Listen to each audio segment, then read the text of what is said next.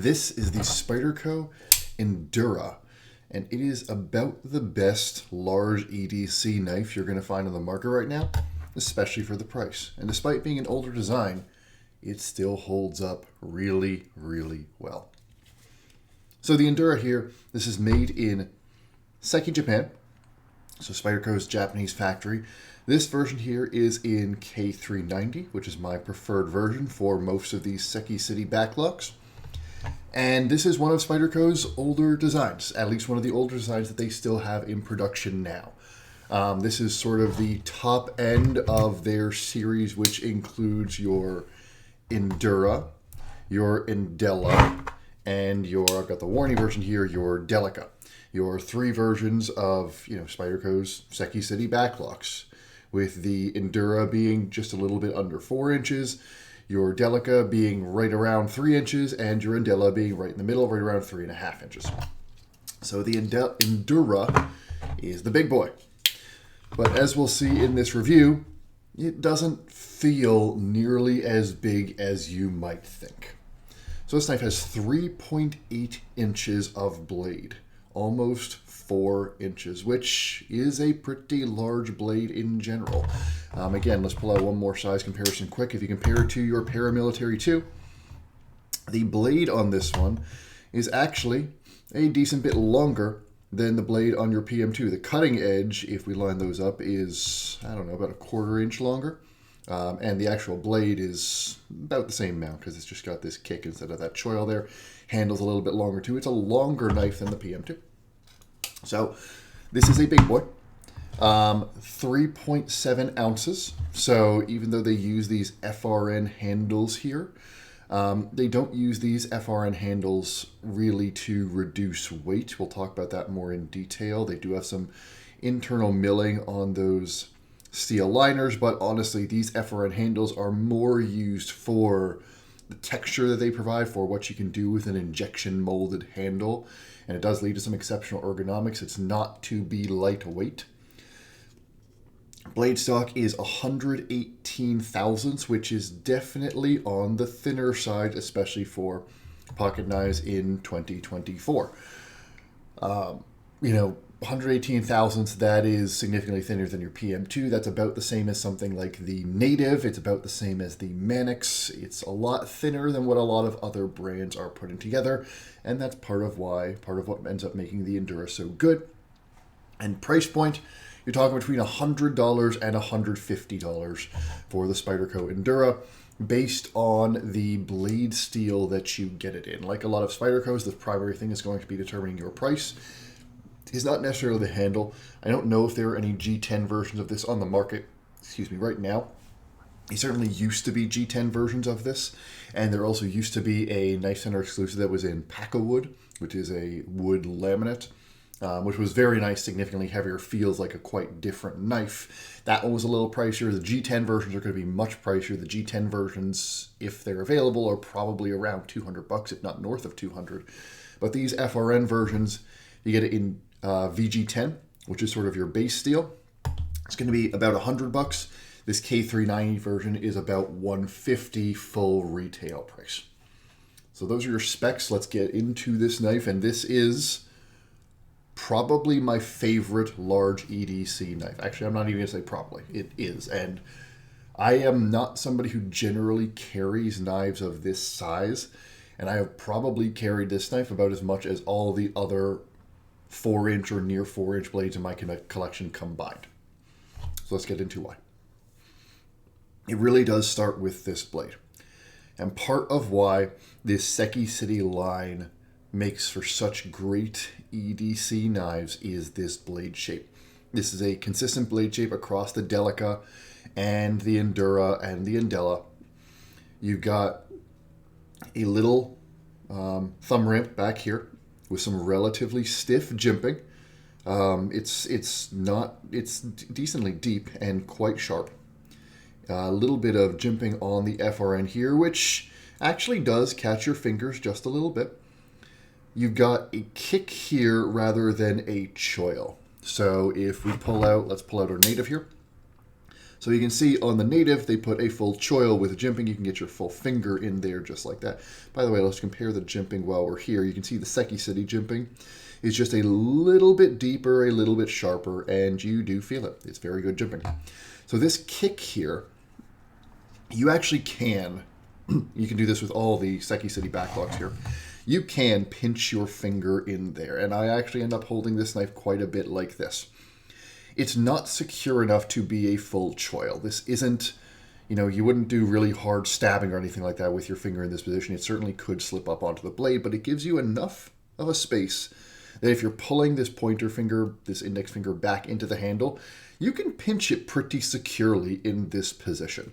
And frankly, even if you're a little bit behind it, this is such a big finger choil right here that you can pinch quite close to the blade without having a full choil there. And the benefit of this little kick here is it does give you more blade to work with. Now the blade itself, again, 3.8 inches long. Not very, but it is a short blade. Again, if I pull out our native here, most Spyderco knives are going to be taller in the sense that the blade is going to be fatter that way. This is a relatively skinny blade. But they start from this 118 thousandths blade stock, and it's a full flat grind. And when you start from that relatively thin blade stock and you've got a full flat grind here, you can get down to a very sharp edge. And the Endura absolutely does. This is as sharp a knife out of the box, and even sharper when you sharpen it properly. This is my 17-degree edge on here right now, as any knife you're going to find. It's super, super sharp. It's super, super slicey. There's a really nice distal taper all the way out to the tip. It keeps its sharpness pretty consistently all the way through, meaning, you know, because of that distal taper, this edge out here is going to be just about as sharp as this edge out here, and it feels very consistent across the whole length of the blade. You've got basically a machine satin there where you can see those machining lines. This is obviously a machine ground production blade. You've got Seki City's usual work on the plunge here, where it's a little bit sharp, gets a little bit soft and fuzzy up above the Spidey hole. Seki City doesn't knock down things on their blades all that much. So the Spidey hole still has a little bit of grabbiness there, which I like. Really easy to open, really easy to close. And then this blade shape is basically a modified sheep's foot. You don't have a ton of point to work with here, where the blade, particularly toward the end, rather than something like Spyderco's leaf point, where this would, you know, go straight out and the tip would be a little bit higher, they drop that tip right toward the end of the knife, and you've got a really nice and gradual curve along the bottom that is pretty much all belly the whole way. I mean, this is pretty flat toward here, but it gives you a nice, even cutting surface the whole way across the length of the blade. And so as you're cutting through things, it's very, very easy to start a cut up at the tip and just move all the way down the length of the blade. To, you know, start up here and just pass through, or to even start to do the opposite, to start at the base and gradually pull out toward the tip. But the real reason that this blade feels so nice and intuitive in the hand is how it interacts with the handle. Now, this handle, like a lot of these Seki City handles, does cant a little bit down. So if you look at, you know, if you're doing the line straight from pivot out to tip and you were to draw that line straight out, you can see the handle fades downward away from that line. When you grab it, it's a tiny bit pistol grippy in the sense that the knife very naturally ends up pointing just a little bit below and a little bit down and away from your hand. And it just, in practice, especially with this dropped tip here, it ends up, the edge of the blade ends up pretty much always being exactly where you want it to, even with a blade this large. One of the things that I've found really remarkable while using the Endura is long blades can tend to get a little ungainly, especially near the tip. You know, if you're trying to use a 4-inch blade and you're trying to fish around or cut something with that tip, it can feel very far away from your hand. It can feel like, okay, I've got to spot the knife, I've got to watch where that tip is, I've got to make sure I have control over that tip. That's never been a problem for me with the Endura. It's just because of this handle design, because of this blade design, because of this nice gradual curve and that drop tip, I can use this. It feels like a smaller knife in practice, in the sense that I can just, pick up whatever I want to and cut right into it, and the edge of this blade is always exactly where I want it to be. It's just a very intuitive, very easy to use blade shape, and it also is a blade shape that, even though it works very well for those, slicing cuts, this tip is low enough that it's very easy to get down on a table to, pull through something, drag through something. For those daily utility cuts, it works great. And it works way better than a lot of large knives for that purpose. Again, if I bring up my PM2 here, the PM2 is amazing at a lot of things. It's one of my favorite knives. But the one area that the PM2 does struggle relative to other knives is those, down on the table sort of cuts, because that tip rises up so much. And you can see right here what I'm talking about. So with this flat spine here, the tip on the PM2 ends up being a little higher. You can think if that spine was straight, then the tip would be a little bit higher on your Endura here. This Endura ends up being much easier to use for those drag cuts, those pull cuts, those utility cuts, than something like the PM2 with that higher tip, while still giving you that full long belly for slicing. It's just a really, really good blade shape. Again, same blade shape you see on something like the Endura. It's shared across the line, and it's just as good on all of them. And honestly, I think that's part of the reason why this line has been so enduring, is just that blade shape is fantastic. And you combine it with the thin stock, it works really well. And then you've got the steel. One of the huge benefits of this Seki City line is the fact that you can get very well heat-treated K390 in a knife that is relatively well made for $150. And we pull out our handy-dandy edge retention chart here. You can see where's our K390. K390 is right there. You got about the same edge retention as ZDP.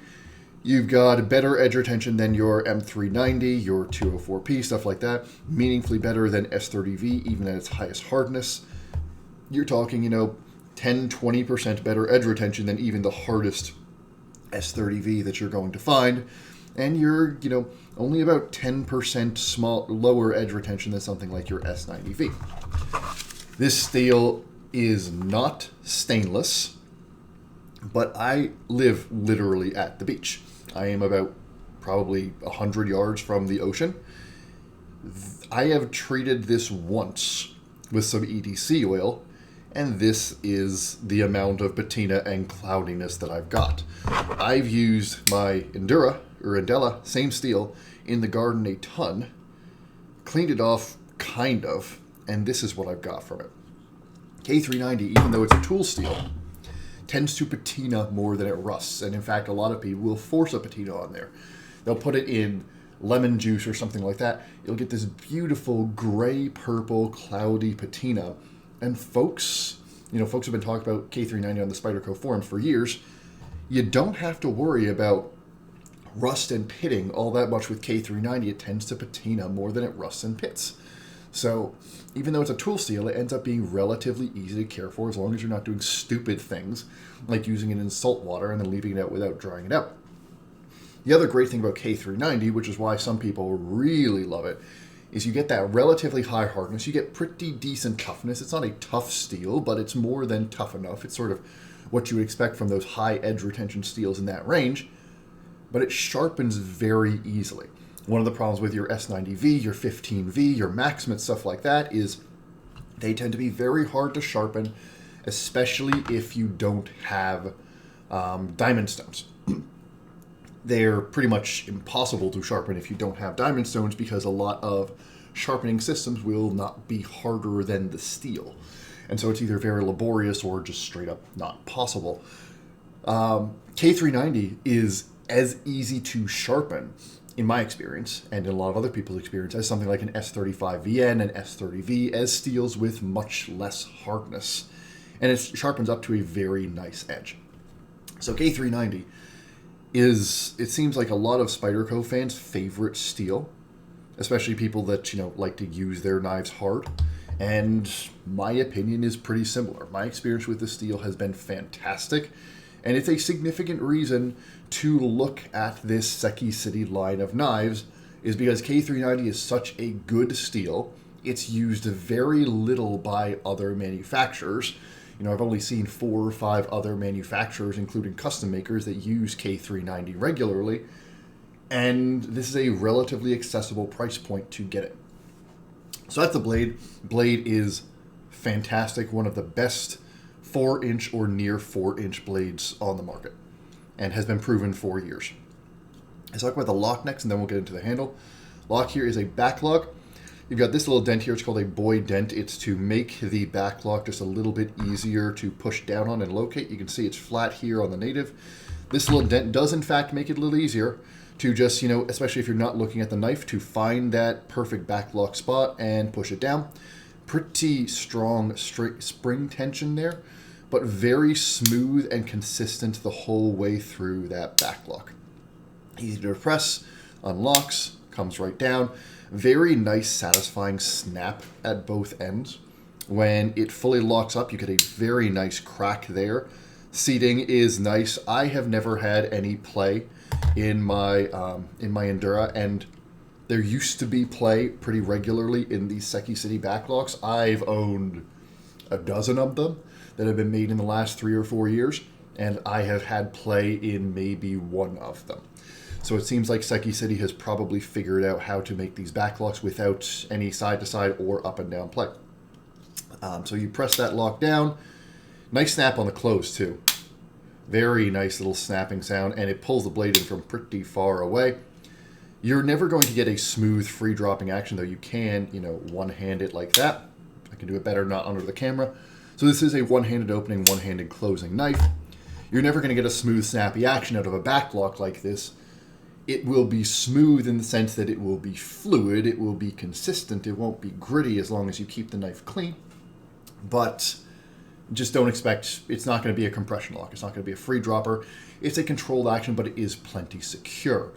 Only thing I don't love about backlocks is because this, isn't a flow-through design, it's a little harder to keep clean, and this is a knife that I like to use in dirtier environments. Especially this backlock, the interface here between the two, you do have to work to keep this part clean where the blade is going to interact with that backlock. If this gets really dirty, you do have some risk of lock failure if dirt and grime gets into that spot, meaning it'll almost lock up and not quite lock up. I did have one Seki City backlock fail on me. I actually had a native fail on me as well for that reason, grit in the backlock. Once you know it's there, you start to pay attention to it, but it is the one thing that sort of skis me out and frustrates me a bit with backlocks is sometimes when they get dirty and grimy, there's a little bit harder to keep clean, and when they do get dirty, the lock can be a hair less secure.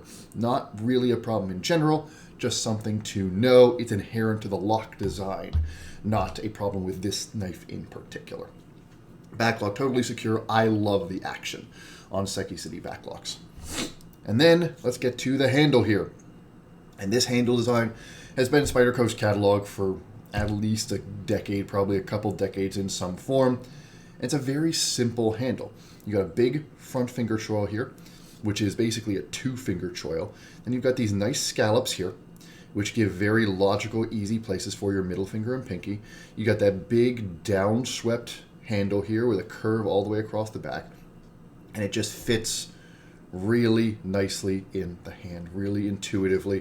This is going to fit really well for people with bigger hands. You've got plenty of space. I've got relatively smaller hands, but you would still, even if you have much larger fingers than mine, you'll still be able to fit 2 in that choil. And even if you have to push your fingers up back to this choil here, it still works pretty nicely, even gripped further down. This front kick here is really nice and secure in this grip. The knife is super, super secure in the hand.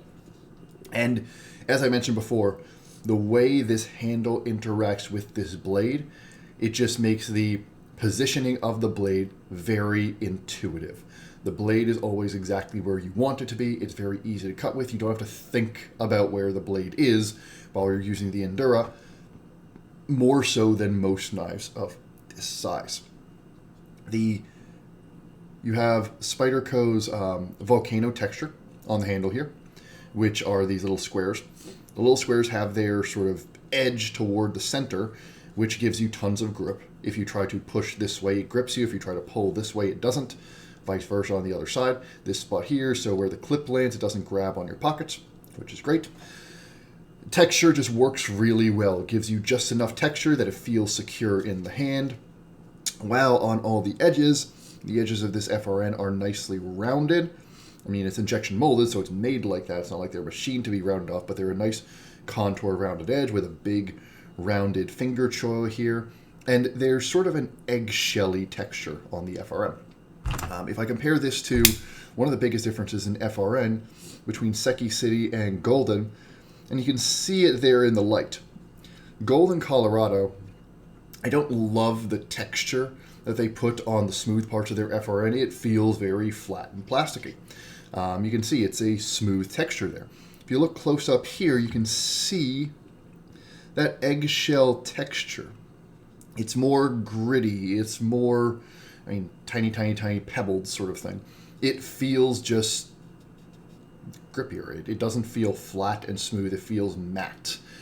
And honestly, that makes it both feel a little bit nicer in the hand and just feel a tiny bit more secure. Even these flat portions are giving you a little bit of texture, a little bit of friction. It's just a really, really well-designed handle. It takes what looks like a neutral profile, but gives you all the nooks and crannies and all the subtle, curvature that it just fits the hand perfectly. And this line, again, same lines that you see on your Delica. You can see the exact same scallops, the exact same overall shape on your Delica. Same lines that you see on your Endella. It's just in its largest, most extended form here on the Endura. It works really, really well. Fit and finish is very good. Seki City, as I've said in many of my reviews, is not trying to be razor sharp on their tolerances like even Tai Chung, let alone, your $400 knives. You can see the backspacer, which is also FRN, mates well with the scales. It's not totally flush. The backspacer mates well, again, no play, functionally as good as it needs to be. Everything sits relatively flush. Screws are flush. Screws on the other side are flush. Everything is nicely put together. The fit and finish is not going to impress you, but there's nothing negative to say about it. It is plenty good enough. It is functionally good enough. And then, as I mentioned at the top of the review, there are full steel liners through this guy. And there are tiny, tiny bits of skeletonization. I guess not tiny. I mean, they did drill some pretty big holes in there, but they did not really try to make this a lightweight knife. They favored making it a stiff and robust knife over making it lightweight. And so you're getting basically an ounce an inch, 3.7 ounce of knife for 3.8 inches of blade, but it feels very robust. And that gets us to sort of the overall use case for this knife. And again, I'll bring out my PM2 here. So these knives are about the same size. The Endura is a little bit longer, though, because of the relatively slim handle and the relatively slim blade, it ends up taking up quite a bit, actually not quite a bit, but it ends up taking up about as much space in the pocket. It's a tiny bit skinnier, though it's not really material. It's a little bit lighter than the PM2. It takes up about as much space in the pocket, but you do get more blade for it. You get a longer blade for it. You also get a much thinner and slicier blade than you would get in something like the PM2, or a lot of knives of this size. Knives of this size tend to have, relatively larger blade stocks. And so this knife ends up being the Endura ends up being a really light and carryable way to get almost 4 inches of blade in your pocket. And 4 inches of blade where the whole blade is useful, where the whole blade is intuitive to place, where the ergonomics are fantastic, and where because of that relatively thin blade stock and that great, great grind, You have a knife that is not large in the pocket, not large in how much space it takes up. I mean, 3.7 ounces. That is not a heavy knife. Could it be lighter? Yes, but it's still not a heavy knife. And this ends up being one of the lightest and easiest ways to carry a knife of this size in your pocket. You combine that with the fact that it's in an exceptional steel, and combine that with the fact that it is $150 retail, and you can get these, for close to $100, even in the K390 version on the secondary market. And if you're okay with VG10, you can get them for $100 retail. This just ends up being, for most tasks that you need a knife for, most EDC tasks, most tasks around the house, gardening tasks. I love this thing as a gardening knife. Love this thing for plant care, for chopping up little stems, even for sawing through larger branches and stuff like that. This ends up being just about the most useful and carryable 4-inch knife you're going to have. The blade is slicey. The blade is easy to use. The blade is easy to maintain. The back lock is super secure. The handle ergonomics are as good as you're going to get in the knife industry. They're as good as they need to be. This blade shape is just spectacular. It's so intuitive. It's so easy to use. And honestly, it just ends up being a super functional 4-inch knife. This is a 4-inch knife that feels as easy and intuitive to use as a smaller knife. Obviously you're doing different tasks with this native compared to your Endura, but you can see about the same stock there. But this is, and it's not even that much more space in the pocket. It's longer. It's just necessarily is longer, but it's not even, this feels like a relatively small knife. This doesn't feel like a huge knife. And that's really why you would look at the Endura. You want a longer blade, and there are a lot of things that you can do with a longer blade that you just can't do with a shorter blade, or that are easier to do with a longer blade. If I'm breaking down cardboard all day, or if I'm doing a lot of housework and things like that, I will often carry a longer blade just so I've got more edge to work with as I do those longer cuts, or just so I have it when I need it, if I need that blade to reach out to something, to reach into something. And this gives you that full blade length in a very useful package, in a great blade steel, without taking up that much more space in your pocket than a smaller knife. I don't have many blades this size in my collection. This is the best one of them that is around that blade size. This is longer than even your large Sebenza. This is longer than your Nkosi. Only Chris Reeve knife that comes close to this is the Umnimzom, which is in a completely different class of, expected use case. Longer than your Manix, longer than your PM2.